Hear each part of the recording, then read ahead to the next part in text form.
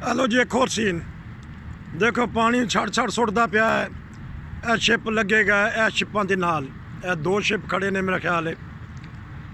यह शिपां दे नाल यह शिप लगेगा। देखो ऐसा नज़ारा तुहानूं कित्थे देखने मिले। और विचों एक होर शिप निकल आया जे। तीन शिप है ने, एक दो ते तीन तो चौथा है ते पंजवां यह आ रहा बैक यानी लगना जे।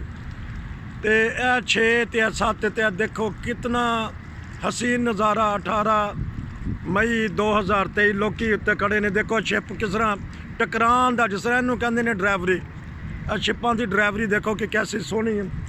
कंप्यूटराइज सारा सिस्टम, मैंने पता लग जाता पिछों कि शिप आ रहा है। तीन है ने, चौथा है तो पंजवां दे पिछे लुक गया। इस तरह के नज़ारे तुहानूं कित्थों नज़र आने ने? सिर्फ साडे चैनल तो नज़र आएंगे। तुहानूं असी बार बार आई कहने पे कि देख लो नज़ारे। तो अब देखो एक होर उधरों जाके 6-7 इकट्ठे ही